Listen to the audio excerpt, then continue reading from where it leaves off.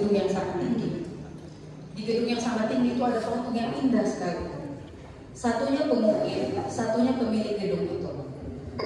Ketika yang pemilik gedung datang dan melihat begitu indah, kalau dari dekat gak begitu indah, mundur agak begitu bagus, jadi dia mundur sampai ujung kakinya itu sudah hampir mencapai batas lantai, dan itu mungkin ada di ketinggian 3 atau 4 lantai gitu. Apa yang dilakukan oleh si pengukir? Dia mengambil pisau dan melemparkan pada ukiran itu. Kemudian ukiran itu hancur, dan ketika ukiran itu hancur, pemilik ukiran tadi itu lari mendekati ukiran. Kenapa ukirannya dihancurkan? Bapak Ibu dan Saudara, ini adalah khotbah di ibadah pemakaman seorang pemuda yang meninggal di gereja Kristen Sumber. Dan waktu itu saya masih anak sekolah minggu, mungkin umur 8 atau 9 tahun. Dan saya ingat sampai sekarang. Dan itu saya pegang inti dari firman tadi itu, bahwa kadang-kadang Tuhan merusak sesuatu yang kita anggap bagus itu untuk memberikan kehidupan buat kita, untuk menyelamatkan kita. Apa hubungannya dengan presentasi ini? Semua presentasi mulai dari aplikasi sampai kepada pembimbingan ini, itu saya dekati dengan pendekatan holistik. Cerita saya tadi itu sama dengan di bab 1 pengantar. Peristiwa yang terjadi di salah satu blok di Tanjung Karang, ada anak kecil yang berlari di sekitar orang tuanya. Jadi kadang-kadang kita berpikir bahwa manusia yang jadi itu yang sudah dewasa, yang ada duduk dalam ruangan ini. Makanya di ruangan ini gak ada sekolah minggu. Udah pun mungkin hanya beberapa dari saya dulu yang remaja. Karena kita berpikir manusia itu hanya orang dewasa. Kalau belum dewasa belum mengerti. Nah, cerita saya tadi itu membuktikan bahwa anak 8 atau 9 tahun pun sudah mampu menyimpan di dalam hatinya. Begitu. Nah, hari ini yang akan dipresentasikan dalam spiritualitas adalah itu. Next. Kita samakan dulu dasar berpikir kita ya. Jadi spiritualitas ini analogi yang dipakai oleh dosen saya di Dika Wacana. Saya bilang lampu templok, tapi ternyata bukan Pak RK, apa namanya? Kalau di Sumba namanya lampu pelita. Gitu. Jadi wadah tabung wadah minyak itu terbatas, di dalamnya ada minyak. Lalu dari dalam wadah itu ada keluar sumbu, itu juga terbatas. Tetapi di atas sumbu itu ada api yang cahayanya itu tidak bisa dibatasi. Nah, tabung minyak itu disebut dengan agama. Agama itu dibatasi aturan, dibatasi dogma, belum lagi dibatasi kita sinode apa. Kita Calvinis atau Lutheran. Itu agama. Tetapi kalau sumbu itu religiusitas, gitu ya. Itu sudah mulai. Kalau agama tadi itu adalah mengenal, maka sumbu itu adalah menyadari Tuhan. Tetapi api itu tidak terbatas. Itu namanya mengalami Tuhan. Nah, hari ini saya ingin mengajak kita sebelum masuk ke dalam nanti diskusi banyak tentang spiritualitas ini, untuk kita sekarang sedang berada di dalam tataran spiritual, di tataran mengalami. Jadi agama itu jauh di bawah. Jadi kita sedang nggak berbicara dogma, kita nggak sedang berbicara aliran apa dan aliran apa. Kita sedang berbicara tentang sesuatu yang mengalami, sesuatu yang ada dalam kehidupan sehari-hari yang kita hidupi. Itu spiritualitas. Next. Ya, jadi agama itu mengenal yang ilahi, biasanya melalui aturan, kewajiban, kebiasaan, kita tahu. Kemudian religiositas itu kita mulai menyadari tentang kehadiran yang ilahi, dan spiritualitas yang akan kita diskusikan pada hari ini itu tentang bagaimana mengalami, tidak terbatas, gitu ya. Next. Ya, tadi seperti pendar lampu, ya seperti itulah spiritualitas, dia lentur, dia melampaui aturan yang kita sebut dogma, dan dia tidak kaku gitu. Sehingga nanti akan berpengaruh pada lanjut.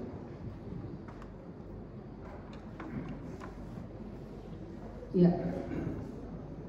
Dia akan berpengaruh dia akan berpengaruh pada kehidupan kita sehari-hari.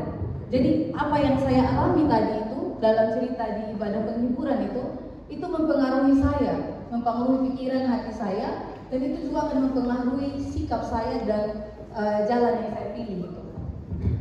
perilaku saya dan cara hidup saya. Itu spiritualitas. Jadi ada dalam hidup sehari-hari. Next. Nah, spiritualitas ini Bapak Ibu tidak bisa dipisahkan dari corak kepribadian manusia. Mungkin ya, kita maju dulu satu slide, nanti kita mundur di sini. Next dulu. Ya. Jadi ada corak kepribadian manusia, dan corak kepribadian manusia ini dia dipengaruhi oleh kepribadiannya, bawaan lahirnya, tapi juga dipengaruhi oleh pola asuh, dipengaruhi juga oleh komunitas agamanya, dipengaruhi oleh masyarakatnya, dan juga dipengaruhi oleh bahkan geografi dan topografi. Makanya saya tidak akan pernah sama dengan orang Jogja. Sudah geografinya berbeda, pola asuh keluarga saya berbeda, lingkungan masyarakat saya yang kalau nggak enak langsung bilang nggak enak gitu. Itu akan sangat mempengaruhi gitu. Corak kepribadian. Nah, sedikit tentang corak kepribadian. Ini saya yakin Bapak Ibu sudah tidak asing lagi. Ada ekstrovert. Orang ekstrovert ini dia merasa sangat bersemangat ketika dia ada bersama dengan banyak orang, tapi introvert tidak. Kalau ekstrovert Bapak Ibu baru ketemu langsung tahu sifat aslinya. Kalau introvert enggak, lama dulu baru tahu. Kadang-kadang kita kecewa, kok enggak seperti yang pertama. Kemudian ada orang yang sangat indrawi, jadi melihat sesuatu itu di sini, susah melihat masa depan. Tapi ada yang intuisi, dia nggak hidup di hari ini, dia hidup tentang masa depan, dia nggak hadir di hari ini. Ada orang yang mengambil keputusan itu berdasarkan feeling atau perasaan.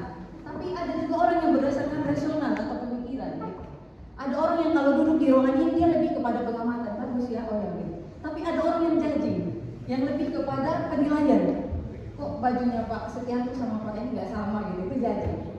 Nah, mundur kayak tadi. Nah, Bapak Ibu dan Saudara yang dikasihi Tuhan, bersyukurnya Tuhan itu tidak paksa saya dan Bapak Ibu harus menjadi sesuatu.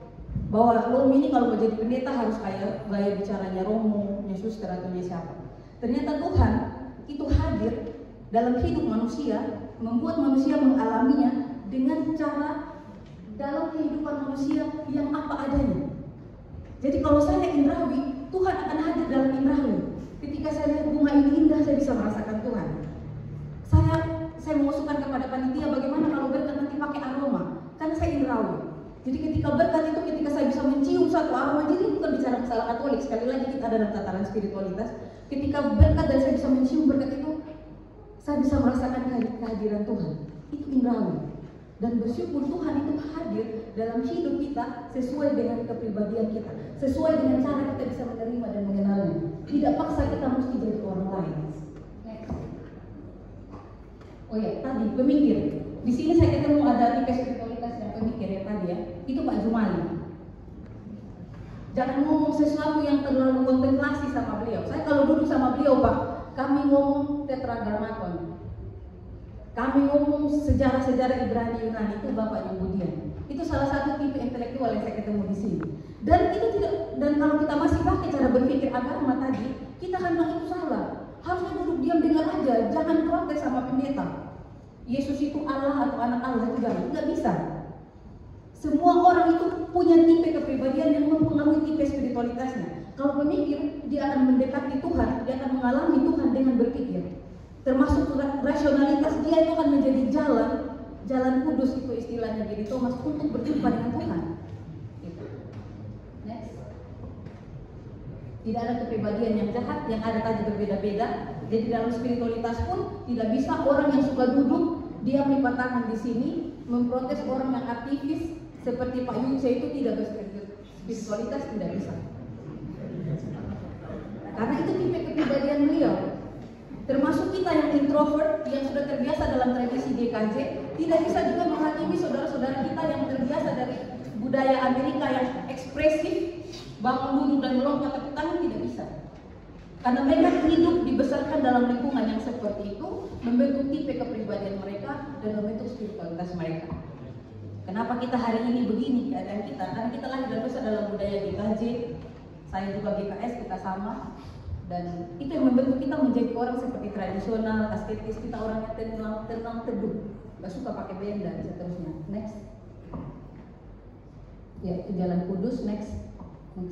Nah ini ada banyak, kita sudah baca di dalam paper, ada banyak sekali Jalan Kudus. Salah satunya Bapak Ibu, ada orang yang bisa melakukan eksorsisme atau pengusiran setan. Nah, kalau kita masih berpikir sempit, kita membuat sempit spiritualitas itu di dalam agama, maka kita akan menilai orang itu sesat. Padahal itu berdasarkan apa yang Yesus lakukan. Yesus pernah mengusir setan enggak? Pernah. Ya. Yesus pernah melakukan sesuatu yang bersifat indrawi enggak? Pernah. Yesus pernah ludah ke tanah, campur ludahnya sama tanah menjadi lumpuh dan poles. Kalau orang indrawi itu merasakan banget karena disentuh. Gitu. Dan orang yang ketika Yesus mengusir setan, orang yang bisa eksorsisme baik jemaat maupun pendeta itu akan tersentuh. Gitu. Bahkan nanti kalau dalam perjanjian lama kita akan melihat kalau Samuel berdoa, dia akan kepenuhan kayak saudara-saudara karismatik. Dan siapapun yang mendekati Samuel semuanya akan kepenuhan. Tapi kalau Elia, dia hanya duduk diam di petangan, api dari langit duduk datang membakar persembahan. Ada tipe kepribadian, ada tipe spiritualitas, ada Tuhan di sana. Mereka mengalami secara berbeda. Dan Alkitab tidak pernah mencatat Elia atau Samuel lebih benar. Semuanya sama, semuanya benar di hadapan Tuhan. Yang penting bagaimana mereka terhubung dengan Tuhan.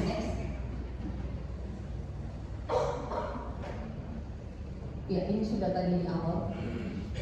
Maaf. Jadi Tuhan menghargai autentisitas diri kita. Nah, ini saya juga akan menjadi pendeta. Jadi saya tidak perlu nanti membuat-buat diri saya harus seperti pastor, bapak, ibu, dan saudara. Saya nggak perlu. Kalau memang cara ngomong saya seperti ini, Tuhan menerima saya seperti ini. Nggak perlu menjadi orang lain. Autentik lah. Karena Tuhan juga hadir dalam keautentikan. Sebenarnya di pengantar itu saya pakai teorinya Carl Jung, masih ada kedamannya. Jadi teorinya Carl Gustav Jung itu meneliti puluhan tahun Bapak Ibu. Ternyata pengalaman kita di masa kecil itu sangat mempengaruhi kita di hari ini. Kadang-kadang kita nih nggak pernah, dari seumur hidup kita tuh nggak pernah manjat tebing, tapi kita tuh takut ketinggian. Itu dia sebut sebagai apa ya, ketidaksabaran kolektif. Tapi ada trauma-trauma kita di masa kecil yang mempengaruhi sikap kita di hari ini. Pak Pendeta Aren itu pendiam. Tiba-tiba begitu marah nonjok Pak Pendeta Eko. Terus Pak Pendeta Aren nggak merasa bukan seperti itu deh. Itu ada teorinya bahwa sebenarnya kehidupan kita dari kecil sampai besar itu tuh nggak berlalu begitu saja. Semua itu direkam oleh diri kita dan disimpan di alam bawah sadar kita. Dan cilokonya adalah alam bawah sadar itu berpengaruh sangat kuat kepada perilaku kita tanpa kita sadari. Makanya di awal sekali pengantar itu saya katakan kadang-kadang udah jadi pendeta, udah jadi penatua, udah jadi diaken, kadang-kadang masih nakal. Karena kita nggak tahu gitu.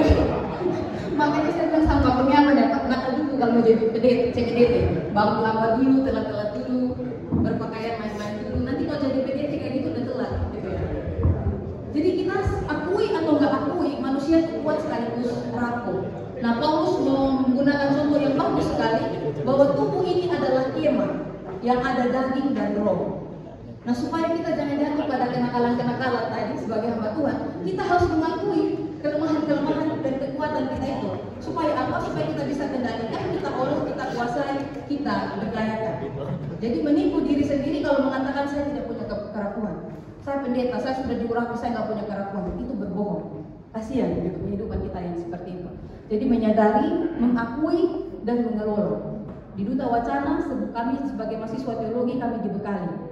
5 tahun kami didampingi oleh psikolog. Dan kami kaget, ternyata sisi liar saya ini, shadow namanya, bayangan. Dan gak bisa, memang itu sisi, itu bagian dalam diri saya. Tetapi ada Roh Kudus gitu ya, yang akan memberikan kita kekuatan bekerjasama dengan roh kita untuk mengendalikan itu. Jadi lebih baik disadari dan dikuasai daripada di denial. Itu ditolak, dinafikan gitu, dan itu menguasai kita gitu. Karena sekali lagi Tuhan hadir dalam otentisitas pribadi kita, dan itu spiritualitas. Jadi karena tadi dikatakan biarlah materi ini juga tidak hanya untuk Tanjung Karang, ya bersyukur ada Klasis, ada MPS di sini, bahwa saya lihat ya memang GKS di sini sangat beragam. Dulu memang mungkin kita dari GKJTU dulu, tapi sekarang bahkan di mana ya ada satu jemaat yang dari GPDI, kalau nggak salah langsung pindah menjadi satu, iya Pak ya?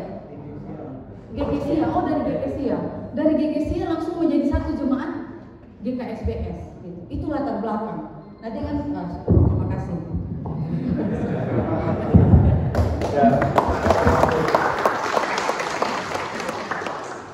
Ya, karena memang waktu sudah habis, kita setting waktu. Kalau enggak nanti satu materi bisa 1 hari.